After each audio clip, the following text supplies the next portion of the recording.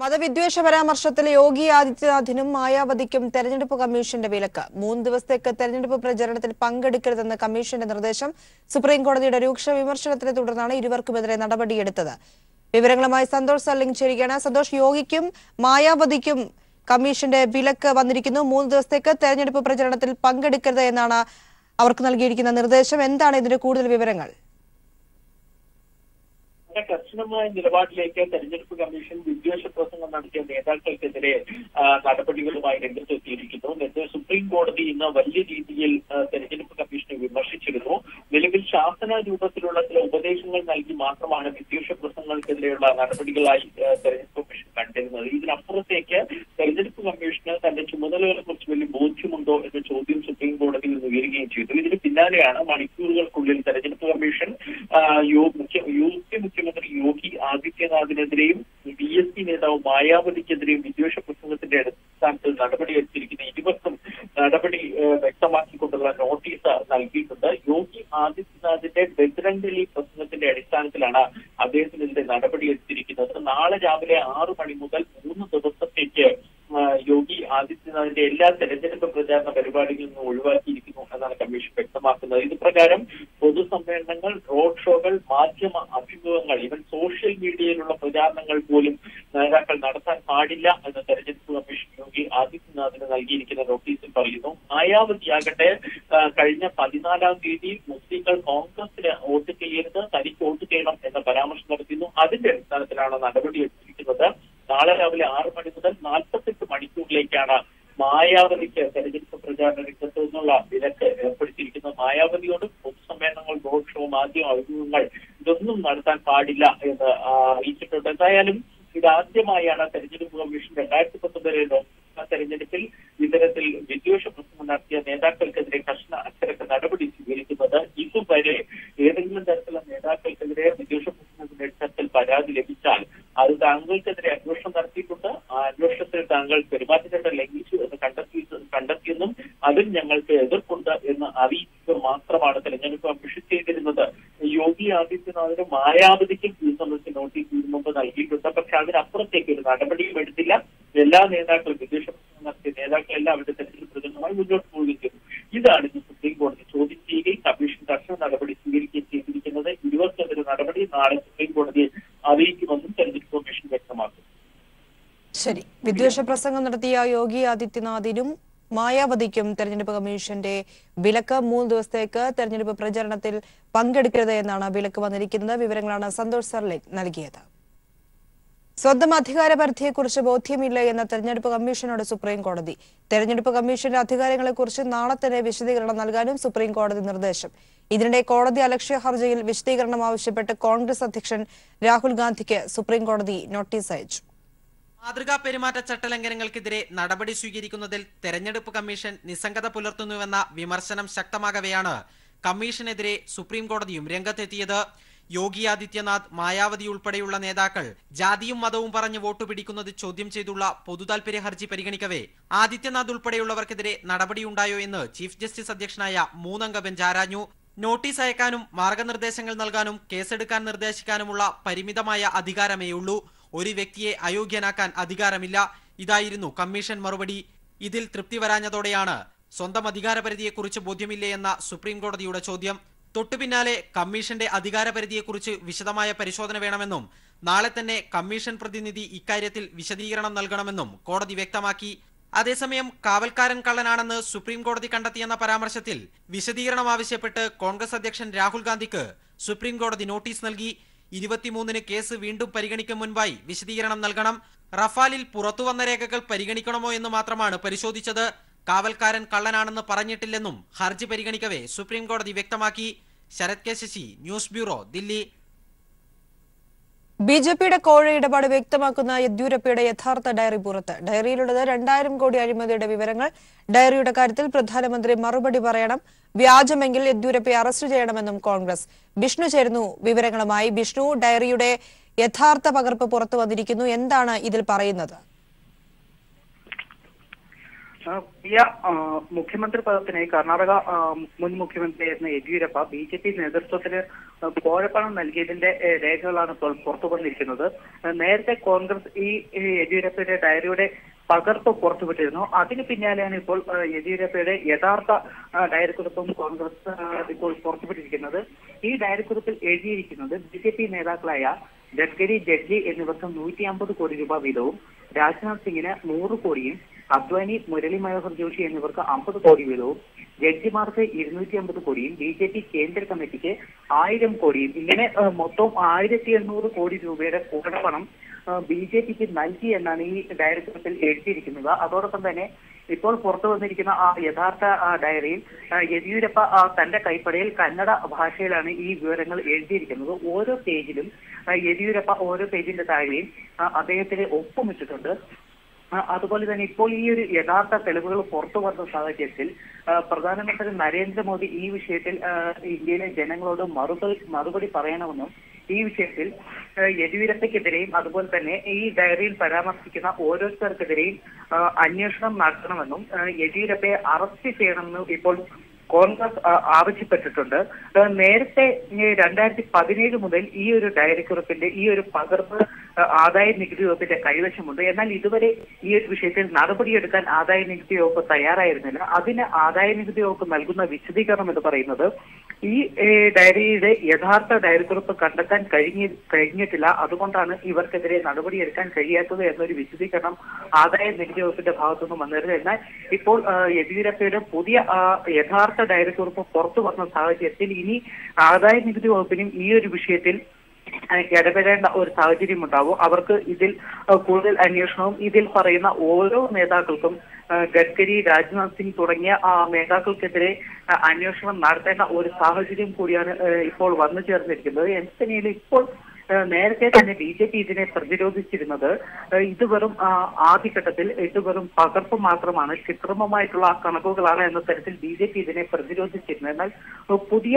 തെളിവുകൾ യെദ്യൂരപ്പയുടെ യഥാർത്ഥ ഡയറി പുറത്തു വന്ന സാഹചര്യത്തിൽ BJP കൂടുതൽ പ്രതിരോധത്തിലായിരിക്കുകയാണ്. അതോടൊപ്പം തന്നെ കർണാടകയിൽ 18-ാം തീയതിയാണ് ലോക്സഭാ തെരഞ്ഞെടുപ്പ് നടക്കുന്നത്. 28 മണ്ഡലങ്ങളിൽ 14 മണ്ഡലങ്ങളിലാണ് ലോക്സഭാ തെരഞ്ഞെടുപ്പ് നടക്കുന്നത്. ഈ ഒരു സാഹചര്യത്തിൽ കൂടി ഈ തെളിവുകൾ പുറത്തു വന്നതോടുകൂടി BJP ഇപ്പോൾ കർണാടകയിലടക്കം കൂടുതൽ പ്രതിരോധത്തിലായിരിക്കുകയാണ്. പ്രിയ, ശരി, വിവരങ്ങളാണ് വിഷ്ണു നൽകിയത്.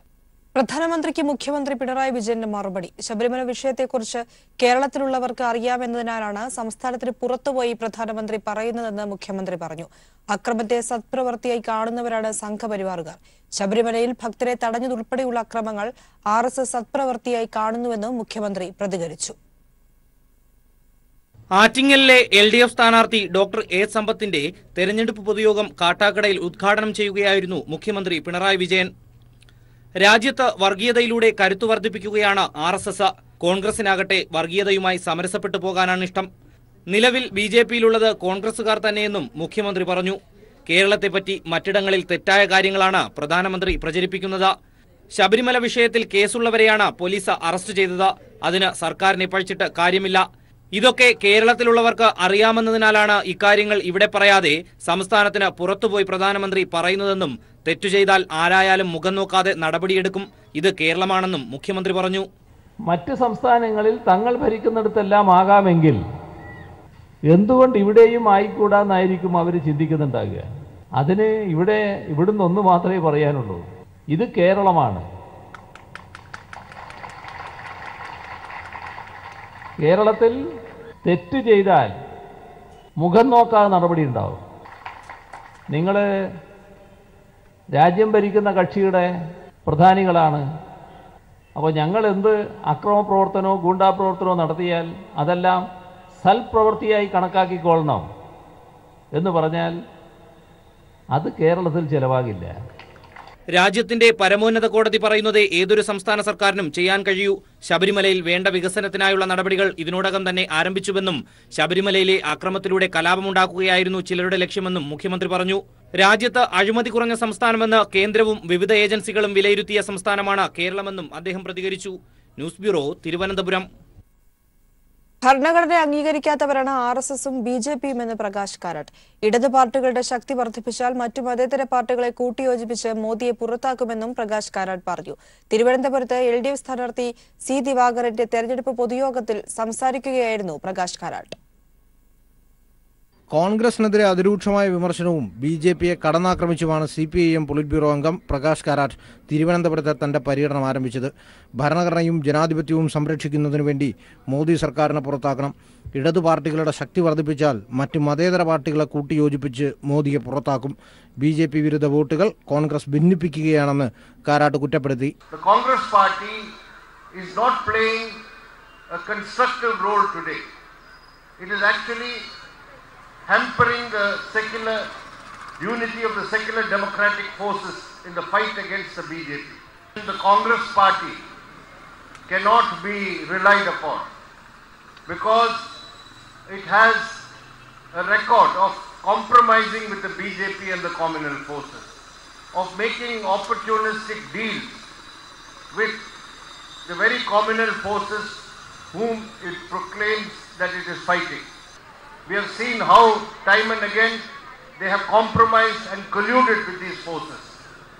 That is happening here, I'm sure, in Thiruvananthapuram also, constituency. വലിയ ആവേശത്തോടെയാണ് തിരുവനന്തപുരം വട്ടിയൂർക്കാവിൽ കാരാട്ടിനെ പ്രവർത്തകർ സ്വീകരിച്ചത്. വിഷുദിനത്തിന്റെ ആലസ്യത്തിലും വലിയ ജനക്കൂട്ടമാണ് കാരാട്ടിനെ കേൾക്കാനെത്തിയത്. LDF നേതാക്കളായ M. വിജയകുമാർ, പ്രകാശ് ബാബു, പിരപ്പൻകോട് മുരളി എന്നിവർ പങ്കെടുത്തു. News bureau, Thiruvananthapuram. ഇന്ത്യയുടെ ലോകകപ്പ് ടീമിനെ പ്രഖ്യാപിച്ചിരിക്കുകയാണ്. ഋഷഭ് പന്ത് പുറത്തായിരിക്കുന്നു. വിരാട് കോഹ്ലി തന്നെയാണ് ക്യാപ്റ്റൻ. രോഹിത് ശർമ്മ വൈസ് ക്യാപ്റ്റനാകും. വിവരങ്ങളുമായി പ്രഖ്യാപനത്തിന്റെ തത്സമയ സംപ്രേഷണത്തിലേക്ക്.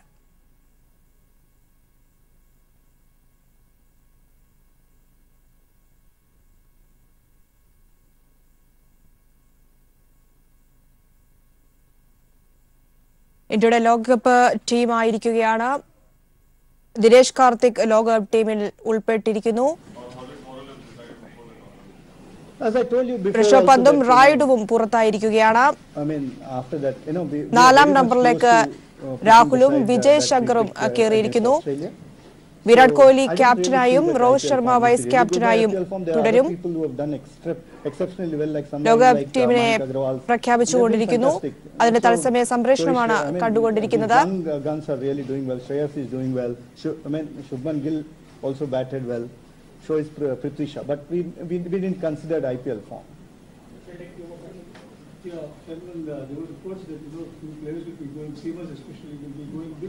Yes. As far as the practice with the team will that happen, or how many of them will go actually? We are planning about four medium pacers who will medium pacers who will travel along with the team. Yeah, we have chosen. We'll just give it to you, and we'll give you a handout on that actually. Yeah.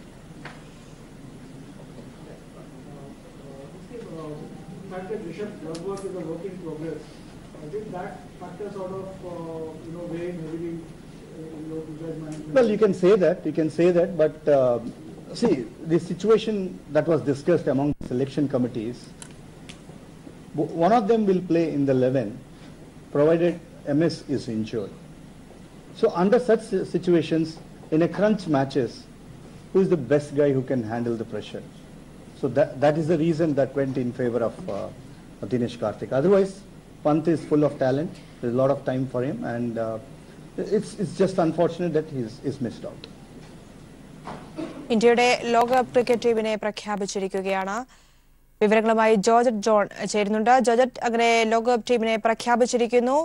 പ്രഖ്യാപനത്തിന്റെ കൂടുതൽ വിവരങ്ങൾ എന്തൊക്കെയാണ്? ലോകകപ്പ് Indian ടീമിന്റെ പ്രഖ്യാപനം മുംബൈയിൽ നടന്നുകൊണ്ടിരിക്കുകയാണ്. മുൻ cricket കളിക്കാരനായിരുന്ന പ്രസാദിന്റെ നേതൃത്വത്തിലാണ് ഇപ്പോൾ ടീമിനെ MSK പ്രസാദും സംഘവും ചേർന്നാണ് ഇപ്പോൾ ടീമിനെ പ്രഖ്യാപിക്കുന്നത്. വിരാട് കോഹ്ലി അടക്കമുള്ളവർ യോഗത്തിൽ പങ്കെടുത്തിരുന്നു. പ്രധാനമായി 2ാം വിക്കറ്റ് കീപ്പർ, 4ാം നമ്പർ ബാറ്റ്സ്മാൻ, അധിക ബൌളർ തുടങ്ങിയ കാര്യങ്ങൾക്കായിരുന്നു പുതിയ താരങ്ങളെ ലഭ്യമാക്കേണ്ടത്. നിലവിൽ 15 അംഗ ടീമിനെയാണ് പ്രഖ്യാപിച്ചത്. ഇതിൽ 10 പേരും നേരത്തെ തന്നെ ടീമിൽ സ്ഥിരം സ്ഥാനം നേടിയ ആളുകളാണ്. MS ധോനി അടക്കമുള്ള ആളുകൾ ലോകകപ്പിന് ഉണ്ടാകുമെന്നുള്ള വിവരങ്ങൾ നേരത്തെ തന്നെ പുറത്തു വന്നിരുന്നു. 15 അംഗ ടീമിനെയാണ് ഇപ്പോൾ പ്രഖ്യാപിച്ചത്. ടീമിനെ ഇപ്പോഴത്തെ നിലവിലുള്ള കോഹ്ലി തന്നെ നയിക്കും. രോഹിത് ശർമ്മയാണ് വൈസ് ക്യാപ്റ്റനായി തുടരുക. ഒപ്പം തന്നെ ഓപ്പണർമാരായി രോഹിതിനൊപ്പം ശിഖർ ധവാനും തുടരും. മെയ് 30 മുതലാണ് ഇംഗ്ലണ്ടിൽ ലോകകപ്പ് മത്സരം നടക്കുന്നത്. ടീമിൽ 3 സ്പിന്നർമാരെയും 3 പേസർമാരെയും ഉൾപ്പെടുത്തിയിട്ടുണ്ട്. ബുംറ, ഭുവനേശ്വർ കുമാർ, മുഹമ്മദ് ഷമി തുടങ്ങിയവർ തന്നെ ഇന്ത്യയുടെ പേസർമാരായി ടീമിലുണ്ടാകും. കുൽദീപ് യാദവും ചാഹലും അശ്വിനുമാണ് മറ്റ് ഇന്ത്യൻ ടീമിലുള്ള മറ്റ് താരങ്ങൾ. 4-ാം നമ്പറിൽ പ്രധാനമായും ഇപ്പോൾ പരിഗണിച്ചിട്ടുള്ളത് ലോകേഷ് രാഹുലിനെയും വിജയ് ശങ്കറിനെയുമാണ് 4-ാം നമ്പർ താരങ്ങളായി ഇപ്പോൾ ടീമിലെടുത്തിട്ടുള്ളത്. ഋഷഭ് പന്ത്, അമ്പാട്ടി റായുഡു തുടങ്ങിയ ആളുകളുടെയൊക്കെ പേരുകൾ പരിഗണിച്ചിരുന്നെങ്കിലും ലോകേഷ് രാഹുലിനെയും വിജയ് ശങ്കറിനെയും 4-ാം നമ്പറിലേക്ക് ഉൾപ്പെടുത്താൻ ഇപ്പോൾ സെലക്ഷൻ കമ്മിറ്റി തീരുമാനിക്കുകയായിരുന്നു. ധോണിക്കൊപ്പം ദിനേശ് കാർത്തിക്കും ടീമിൽ ഇടം നേടിയിട്ടുണ്ട്. വിക്കറ്റ് കീപ്പറുടെ സ്ഥാനം ധോണിയാണ് വഹിക്കുന്നത്. ഒപ്പം തന്നെ സഹായമായി ദിനേശ് കാർത്തിക്കിനെയും ടീമിൽ ഉൾപ്പെടുത്തിയിട്ടുണ്ട്. മെയ് 23 വരെ ഈ 15-അംഗ ലിസ്റ്റിൽ നിന്ന് മാറ്റങ്ങൾ ഉണ്ടാക്കാൻ സെലക്ഷൻ കമ്മിറ്റിക്ക് സാധിക്കും. മെയ് 30-നാണ് ലോകകപ്പ് ഇംഗ്ലണ്ടിൽ ആരംഭിക്കുന്നത്. ഇന്ത്യയുടെ മത്സരം തന്നെയാണ് ആദ്യ മത്സരവും. ഇന്ത്യയുടെ ലോകകപ്പ് ടീമിനെ, ക്രിക്കറ്റ് ടീമിനെ പ്രഖ്യാപിച്ചിരിക്കുകയാണ്. വിശദാംശങ്ങളാണ് ജോർജ് ജോൺ നൽകിയത്.